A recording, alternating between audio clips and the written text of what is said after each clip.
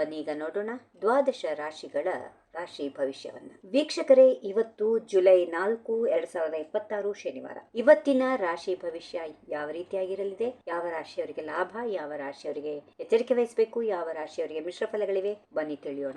ಮೊದಲಿಗೆ ಮೇಷರಾಶಿ. ಕೆಲಸದಲ್ಲಿ ಹೆಚ್ಚಿನ ಜವಾಬ್ದಾರಿ ಮೇಷರಾಶಿಯವರು ವಹಿಸಬೇಕಾಗುತ್ತೆ. ಬಾಕಿ ಉಳಿದಿದ್ದ ಹಣ ಕೈ ಸೇರಲಿದ್ದು ದಾಂಪತ್ಯ ಜೀವನ ಮಧುರವಾಗಿ ಇರುತ್ತದೆ. ವೃಷಭ ರಾಶಿ. ಆರ್ಥಿಕ ಪರಿಸ್ಥಿತಿ ಸುಧಾರಿಸಲಿದೆ. ಸಮಸ್ಯೆಗಳು ಮುಕ್ತಿ ಸಿಗುವಂತಹ ಸಮಯ.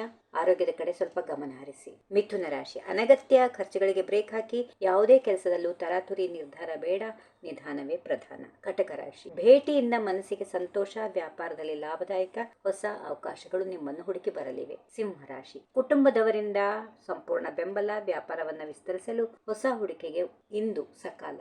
ಕನ್ಯಾ ರಾಶಿ. ನಿಮ್ಮ ಆಲೋಚನೆಗಳಿಗೆ ತಕ್ಕ ಯಶಸ್ಸು ಸಿಗುತ್ತದೆ. ಕಚೇರಿಯಲ್ಲಿ ಮೇಲಾಧಿಕಾರಿಗಳು ಪ್ರಶಂಸೆ ಹಾಗೂ ಬಡ್ತಿಯ ಯೋಗ ಇದೆ. ತುಲಾ ರಾಶಿ. ಆಲಸ್ಯ ನಿಮ್ಮನ್ನು ಕಾಡಬಹುದು. ಹೂಡಿಕೆ ಮಾಡುವಾಗ ಜಾಗರೂಕರಾಗಿರಿ. ವಾಹನ ಚಾಲನೆ ಮಾಡುವಾಗ ಎಚ್ಚರ ವಹಿಸಿ. ವೃಶ್ಚಿಕ ರಾಶಿ. ಮನಸ್ಸಿನಲ್ಲಿ ಧನಾತ್ಮಕ ಆಲೋಚನೆಗಳು ಮೂಡುತ್ತವೆ. ಉದ್ಯೋಗದಲ್ಲಿ ಹೊಸ ಪಾಲುದಾರಿಕೆಗೆ ಉತ್ತಮ ದಿನ.